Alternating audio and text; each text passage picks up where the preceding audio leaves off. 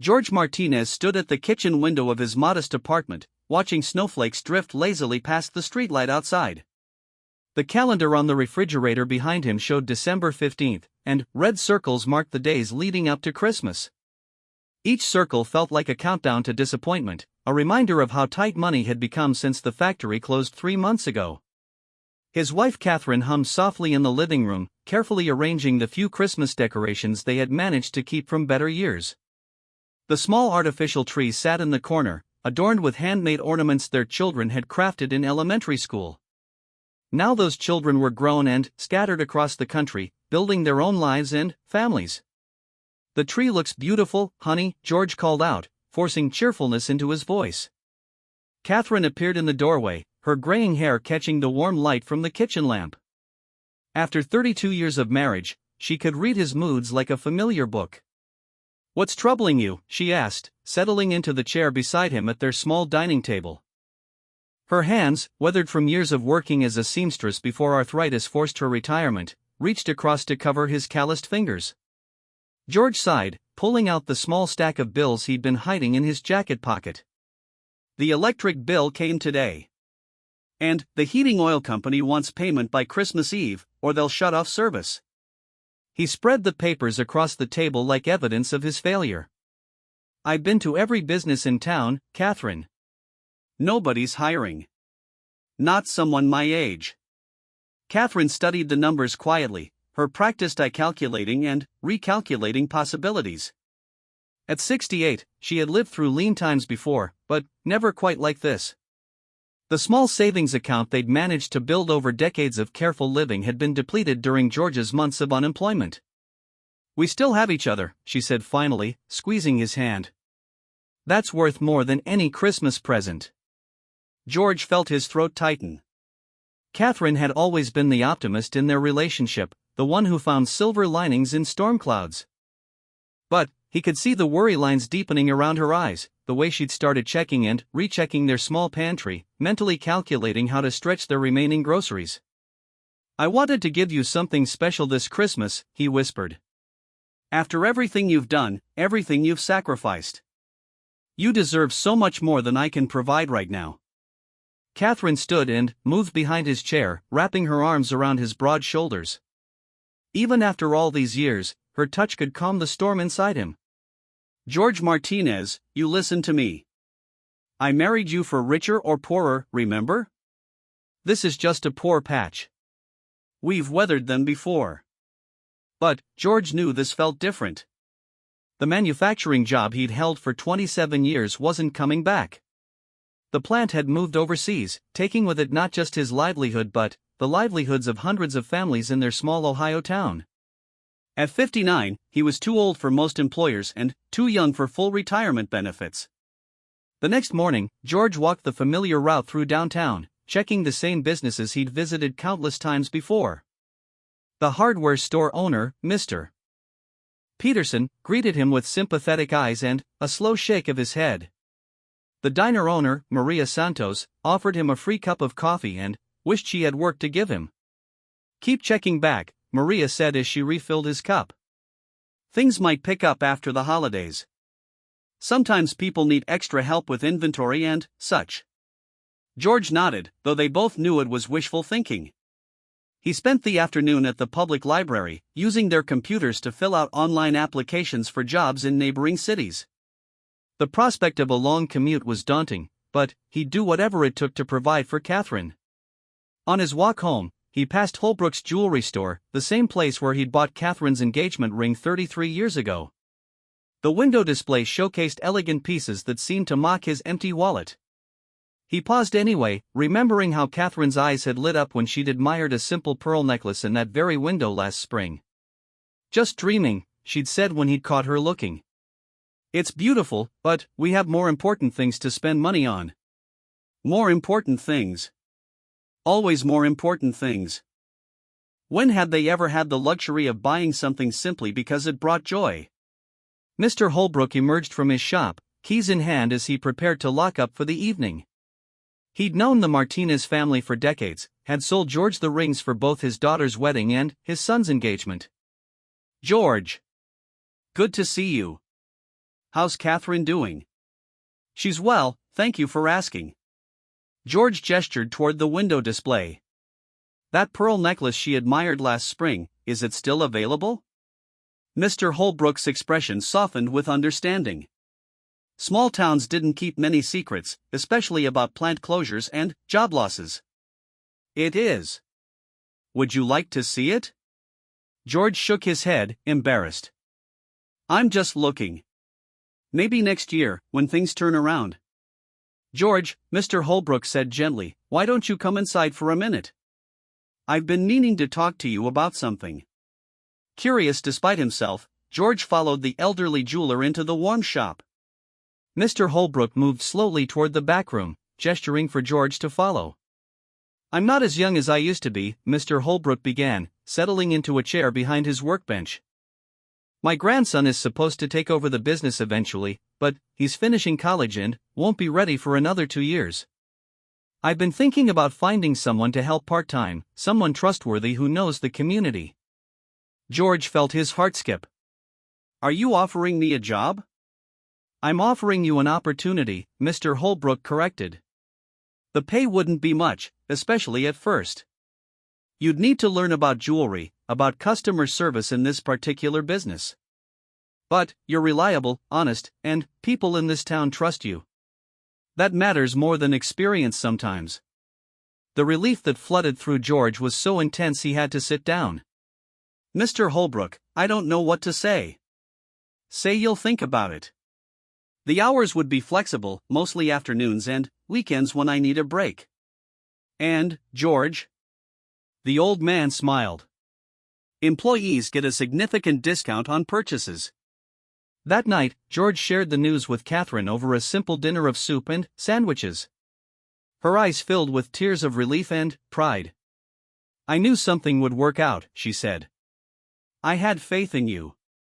George reached across the table and took her hands. I start training next week. It won't be much at first, but it's a beginning. And, Catherine? He paused, savoring the moment. I think I'll be able to get you something special for Christmas after all. Catherine laughed, wiping her eyes with her napkin. George Martinez, you already gave me something special 32 years ago when you said I do. Everything else is just bonus. But George was already planning. The pearl necklace would have to wait, but maybe, just maybe, he could find a way to show Catherine how much she meant to him this Christmas. The seed of an idea was beginning to form, something that wouldn't require much money but would require all the love he had to give. As they cleaned up dinner together, moving in the comfortable rhythm of 3 decades of shared meals, George felt lighter than he had in months. Tomorrow would bring new challenges, but tonight, hope had returned to their small apartment. The Christmas lights Catherine had strung around the windows seemed to glow a little brighter, reflecting the renewed warmth in their hearts. Outside, snow continued to fall, blanketing their town in pristine white. Inside, George Martinez began planning the most important gesture of his life, one that would remind his beloved wife that some gifts couldn't be measured in dollars but only in the depth of love behind them. The calendar still showed those red circles counting down to Christmas, but now they felt like promises instead of threats. George had work, Catherine had hope, and together they had something no economic downturn could take away, a love that had weathered every storm and would continue to shine long after this difficult season passed into memory. George's first week at Holbrook's jewelry store felt like attending school all over again. His large, work-worn hands trembled slightly as Mr. Holbrook taught him to handle delicate pieces worth more than he'd made in months at the factory. The old jeweler was patient, explaining the differences between various metals, the grading systems for gemstones, and the importance of building trust with customers who were often making significant emotional investments. Jewelry isn't just about precious metals and stones, Mr. Holbrook explained as they arranged a display case. It's about marking life's most important moments. Engagements, weddings, anniversaries, graduations. When someone walks into this shop, they're usually celebrating love or achievement. George nodded, thinking of his own wedding ring, a simple gold band that had never left his finger since Catherine placed it there. He understood the emotional weight these small objects could carry. By the end of his second week, George had helped a nervous young man choose an engagement ring and assisted an elderly woman in selecting a watch for her grandson's high school graduation. Each successful interaction boosted his confidence and reminded him why Mr. Holbrook had chosen him for this position. "You have something many experienced salespeople lack," Mr. Holbrook observed after George had spent nearly an hour helping the elderly woman make her decision. "Genuine empathy. You understand that these purchases matter deeply to people." Catherine noticed the change in George immediately. He came home each evening with stories about the customers he'd helped and the things he was learning. The defeated slump in his shoulders had disappeared, replaced by renewed purpose and dignity. "Tell me about the couple who came in today," Catherine said as they shared their evening tea, a nightly ritual they'd maintained even during the darkest days of unemployment. "Newlyweds, married just 6 months," George began, his eyes brightening. "They were looking for Christmas presents for each other, but they had a very small budget. The husband wanted to get his wife something meaningful, and she was trying to find a nice watch for him that wouldn't break the bank." Catherine smiled. "Did you help them find what they needed?" "Better than that. I remembered Mr. Holbrook mentioning some estate pieces in the back room, things that were beautiful but not selling because they weren't in the main display. I showed them a vintage pendant that had been cleaned and restored, and a classic men's watch that just needed a new band. Both pieces were marked down significantly." "And they were happy?" George's grin widened. "The wife started crying when she saw the pendant. Said it looked exactly like something her grandmother would have worn. Mr. Holbrook let me give them an additional discount since they were buying 2 pieces. They left holding hands and talking about how perfect their gifts would be." Catherine reached across the table and squeezed George's hand. "You're made for this work. You always could see what people really needed, not just what they thought they wanted."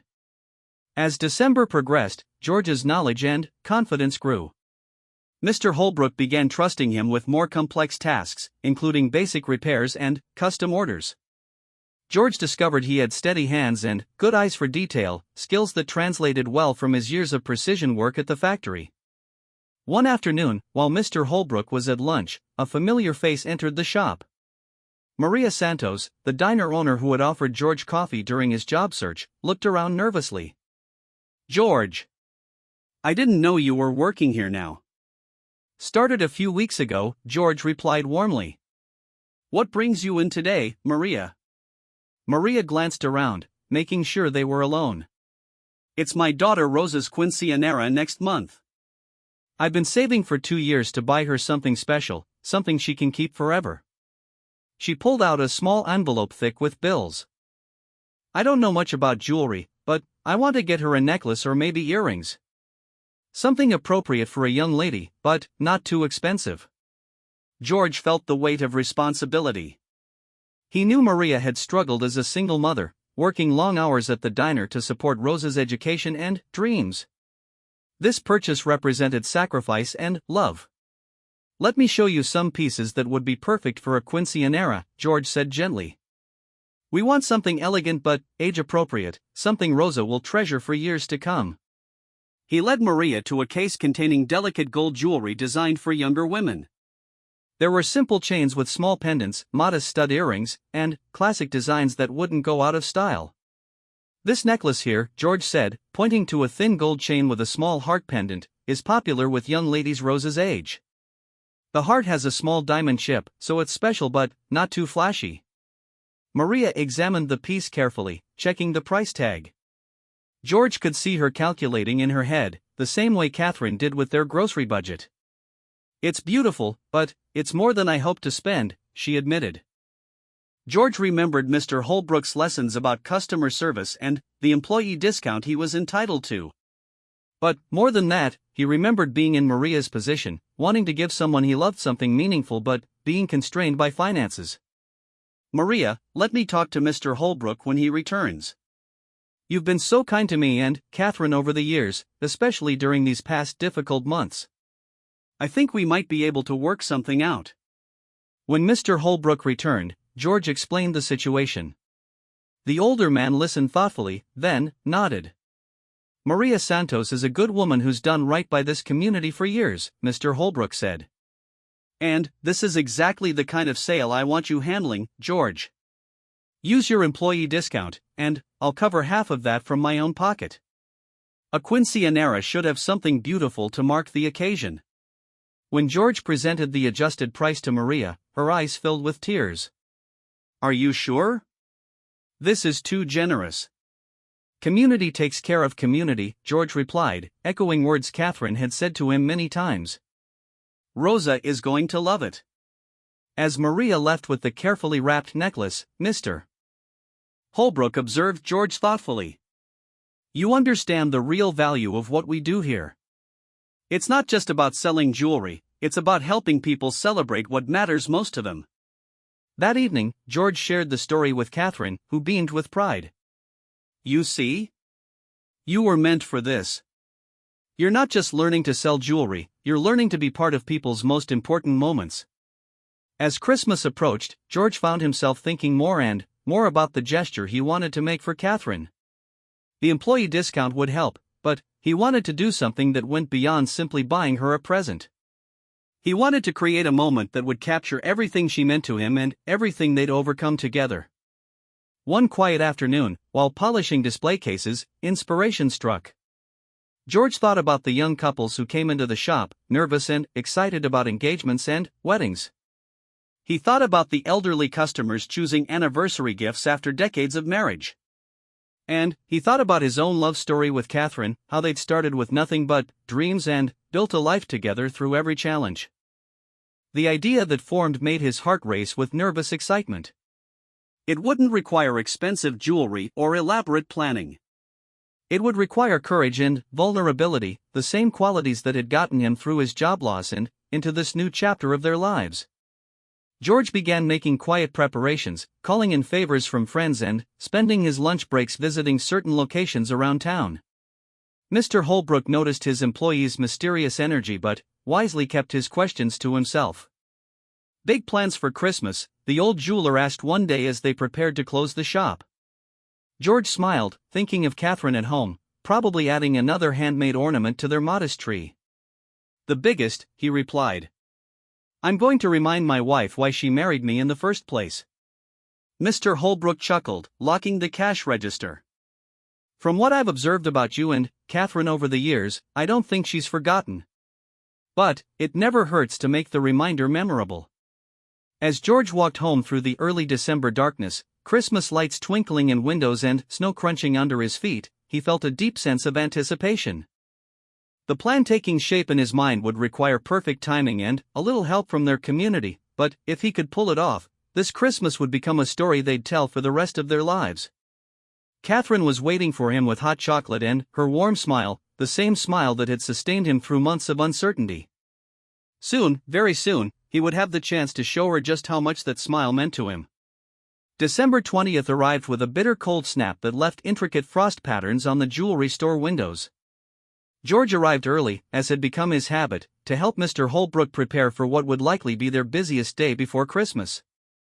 Last-minute shoppers would flood the store, desperate to find meaningful gifts with only days remaining. George, Mr. Holbrook called from the back room as George arranged the window display. Could you come here for a moment? George found his employer examining a small velvet box at his workbench. Inside lay a pair of simple pearl earrings, elegant in their understated beauty. These came in yesterday from an estate sale. The woman who owned them was about Catherine's age, and, according to her daughter, she wore them everywhere. They were her favorite pieces. Mr. Holbrook looked up at George meaningfully. They're beautiful, well-made, and reasonably priced. I thought they might interest you for Christmas. George picked up one of the earrings, noting how the pearl caught and reflected the light. They were exactly the kind of classic piece Catherine would love, sophisticated but not ostentatious. More importantly, they carried the story of another woman who had treasured them. They're perfect, George said quietly. But, Mr. Holbrook, I need to ask you a favor that goes beyond the employee discount. The old jeweler leaned back in his chair, curious.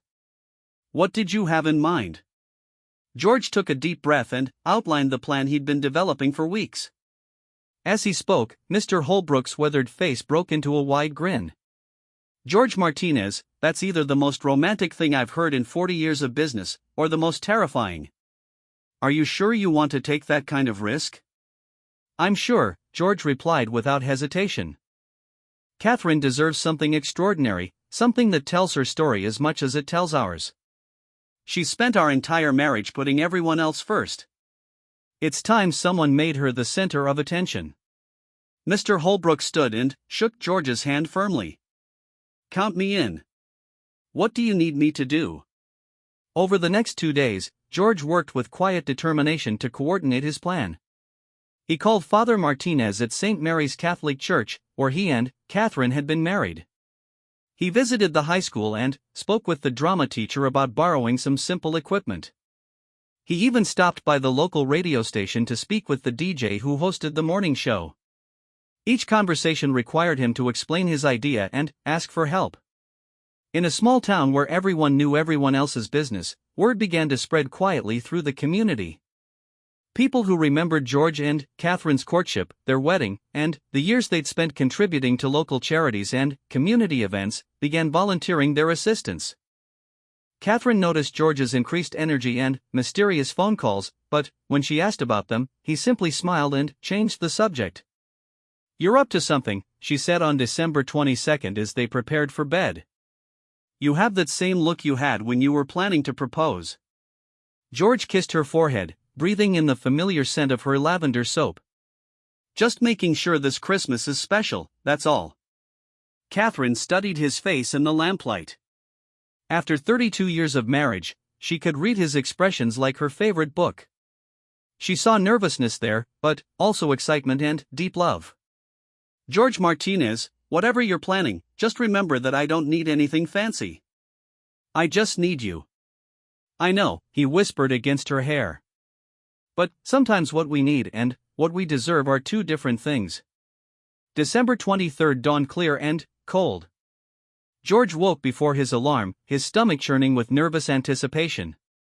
Today would determine whether his plan was inspired or foolish. He dressed carefully in his best suit, the same one he wore to their children's weddings and other important occasions. Catherine was in the kitchen making coffee when he emerged from the bedroom. She took one look at his formal attire and raised an eyebrow.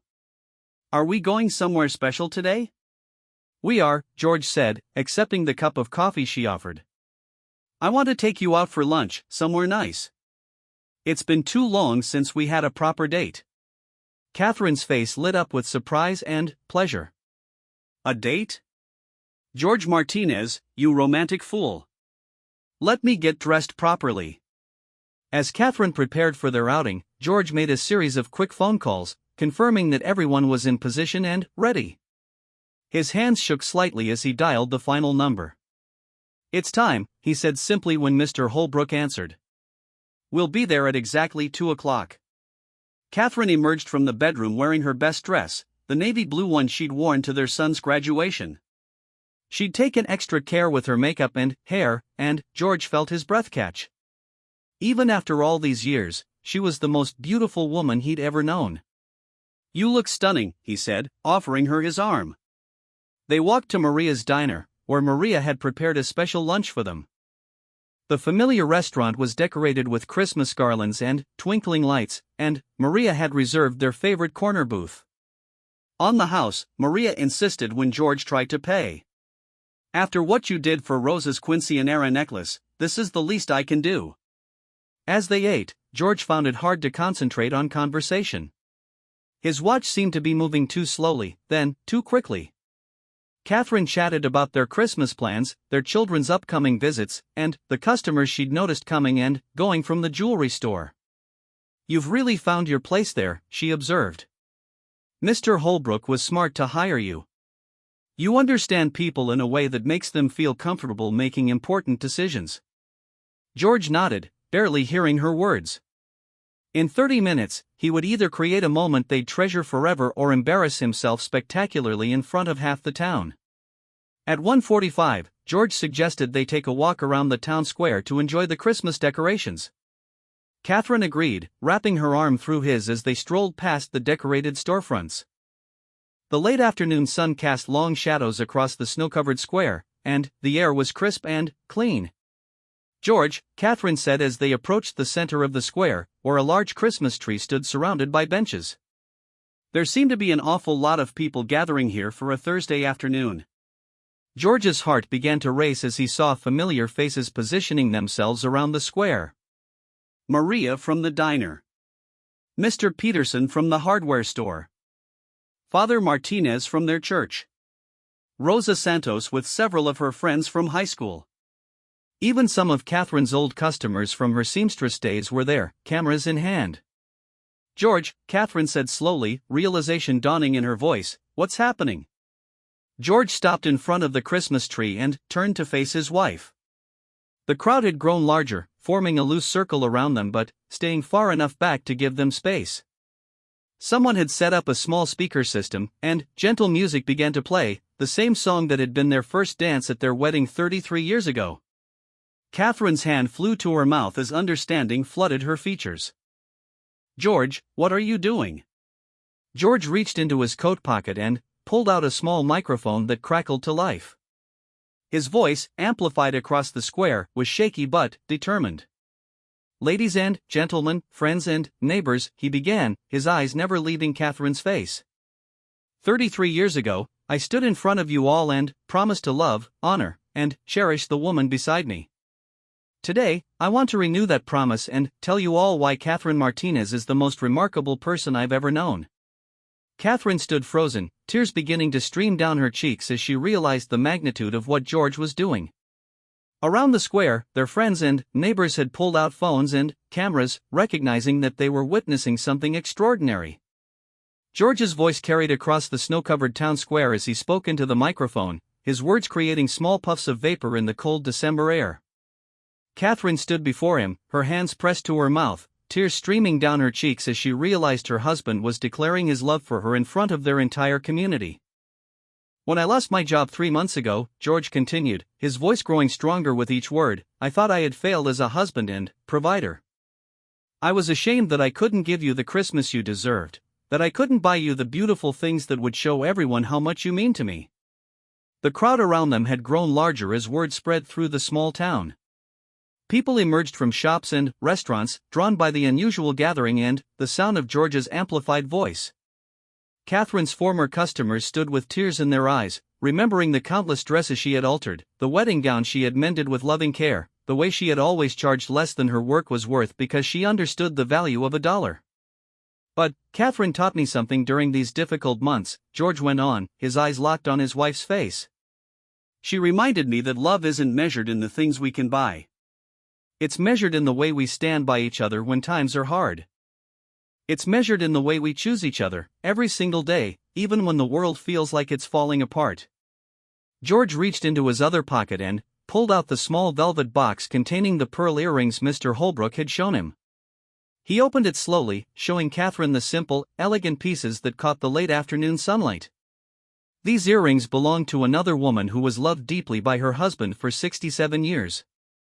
When she passed away, her daughter said they represented a lifetime of small moments, daily choices to put love first. "I can't give you diamonds or gold right now, Catherine, but I can give you this promise."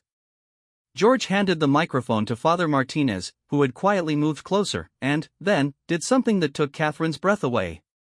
In front of their friends, neighbors, and half the town, George Martinez got down on one knee in the snow. "Catherine Maria Santos Martinez," he said, his voice now carrying without amplification as the crowd pressed closer to hear, "will you marry me again? Will you let me spend whatever years we have left showing you every single day that you are the greatest gift I've ever received?" The silence that followed was absolute. Even the children who had gathered with their parents stood perfectly still, sensing the profound nature of the moment. Catherine looked down at her husband, this man who had worked himself to exhaustion for their family, who had swallowed his pride to ask for help, who had learned an entirely new trade at 59 just to provide for them. "George Martinez," she said, her voice carrying clearly across the square, "I married you 33 years ago because you were the kindest, most genuine man I'd ever met. I'll marry you again because you still are." The crowd erupted in applause and cheers as George stood and pulled Catherine into his arms. He placed the pearl earrings in her hands, then kissed her with the passion of a young man courting the love of his life. Around them, cameras flashed and phones recorded, but George and Catherine were lost in their own world, remembering their first kiss, their wedding day, and all the moments in between that had brought them to this snowy town square. "How did you arrange all this?" Catherine whispered against his ear as the applause continued. "It turns out our community loves a good love story," George replied, grinning. "Especially when it involves people who've been part of this town for as long as we have." Father Martinez approached with the microphone, beaming. "If I may," he announced to the crowd, "George and Catherine have asked me to perform a renewal of their wedding vows right here, right now, with all of you as witnesses." The crowd cheered again, and people began moving closer, forming a natural aisle between the couple and the Christmas tree. Maria Santos appeared with a handful of red roses from the diner's centerpieces, quickly fashioning a bouquet for Catherine. Someone else produced a small carpet runner, spreading it across the snow to create a makeshift aisle. As if by magic, the simple gathering transformed into an impromptu ceremony. The high school drama students, who George had contacted days earlier, emerged from behind the tree with garlands of evergreen and battery-powered lights, quickly creating an altar space. The local radio DJ, who had been secretly recording the entire event, announced over his portable speaker that they were broadcasting live to the entire county. "Ladies and gentlemen," the DJ's voice boomed across the square, "you're witnessing something extraordinary here in downtown Millers Creek. George and Catherine Martinez are about to renew their wedding vows after 33 years of marriage, and, I have to tell you, there's not a dry eye in this crowd." Catherine laughed through her tears as she looked around at their friends and neighbors, all of whom had dropped their evening plans to witness this unexpected celebration. Mrs. Patterson from the library was crying openly. The teenage checkout clerks from the grocery store were holding up their phones to capture every moment. Even gruff old Mr. Hanson from the gas station was smiling, his usual scowl replaced by genuine warmth. Father Martinez began the informal ceremony with a prayer of thanksgiving, acknowledging the challenges George and Catherine had faced and the strength they had found in their commitment to each other. He spoke about the nature of true love, the kind that deepens during difficult times rather than fading away. "George and Catherine," Father Martinez continued, "you've asked to renew the vows you made 33 years ago. But I think what we're really witnessing here is something even more profound. You're making new vows, vows informed by experience, by hardship, by the knowledge of what it truly means to love someone through everything life can throw at you." George took Catherine's hands in his, noting how they fit together perfectly despite the changes time had brought. Her rings, worn thin from years of wear, caught the Christmas lights that had begun to twinkle as evening approached. "Catherine," George said, speaking from his heart rather than from any script, "I promise to love you with the same excitement I felt on our wedding day, but with the deeper understanding of what that love really means. I promise to see you, really see you, not just as my wife but as the extraordinary woman you are. I promise to celebrate your dreams as much as I celebrate my own, and to remember that our partnership is the greatest success I'll ever achieve." Catherine wiped her eyes with her free hand before responding, her voice clear and strong despite her tears. "George, you've shown me what it means to grow old with someone who still sees me as beautiful, who still treats me like I'm worth pursuing. I promise to stand with you through whatever comes next, to believe in your dreams even when you doubt them yourself, and to remind you every day that you are the best man I know." They exchanged the pearl earrings for Catherine's wedding ring, which George removed and placed back on her finger with the same reverence he had shown 33 years earlier. The crowd watched in respectful silence as these two people who had weathered decades together chose each other again in front of the entire community. When Father Martinez pronounced them still married with a grin, the celebration that followed was spontaneous and joyful. Someone had contacted the local pizza place, which began delivering food to the square. The hardware store contributed hot chocolate and coffee. The bakery sent over Christmas cookies and cupcakes. What had begun as George's private gesture to Catherine had become a community celebration of love, commitment, and the power of standing by each other through difficult times. Children played in the snow while adults shared stories about George and Catherine's relationship, remembering their courtship, their wedding, and the countless ways they had contributed to their small town over the years. As the evening progressed and the party continued around them, George and Catherine found a quiet moment together on one of the benches near the Christmas tree. Catherine wore her new pearl earrings, which caught the colored lights and seemed to glow with their own inner warmth. "This is the most beautiful thing anyone has ever done for me," Catherine said, leaning against George's shoulder. "But, you know what the best part is?" "What's that?" "You reminded everyone here, including me, that love like ours still exists. Look around, George. How many of these couples are holding hands tonight because they saw what we have and remembered what they have too?" George looked out at their friends and neighbors, many of whom were indeed standing closer together, holding hands, sharing quiet conversations sparked by the renewal ceremony they had just witnessed. Maria Santos was dancing slowly with her teenage daughter Rosa, both of them laughing. Mr. and Mrs. Peterson were sharing a cup of hot chocolate, their heads bent together like young sweethearts. "I think," George said slowly, "this turned out to be even better than I planned." The local newspaper photographer had been capturing the entire event, and, later that week, the story would spread far beyond Miller's Creek. The photo of George on one knee in the snow, Catherine's face radiant with joy and surprise, would be shared thousands of times on social media. News stations from 3 states would pick up the story, and George and Catherine would receive letters and emails from couples around the world who were inspired by their public declaration of enduring love. But none of that mattered on this perfect December evening as they sat together in the town square, surrounded by the people who had watched their love story unfold over 3 decades. What mattered was the feeling of Catherine's hand in his, the sound of her laughter mixing with the Christmas carols someone had started singing, and the knowledge that after all these years, he could still surprise the woman he loved more than life itself.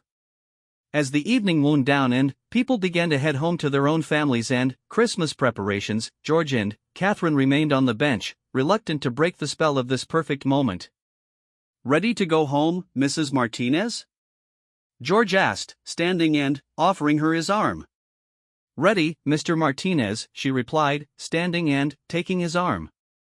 "Though I have to say, you're going to have a hard time topping this for our next anniversary." George laughed, already thinking about the years ahead and all the ways he would continue to show Catherine how much she meant to him. "Challenge accepted," he said. "I've got plenty of time to plan something even better." As they walked home through the snow-covered streets of Miller's Creek, passing houses decorated with Christmas lights and families gathering for their own celebrations, George and Catherine Martinez carried with them the warmth of a love that had been tested by time and hardship but had emerged stronger than ever. Their Christmas miracle hadn't been financial or material, it had been the reminder that true wealth is measured not in what you can buy, but in what you're willing to give of yourself to the person you love.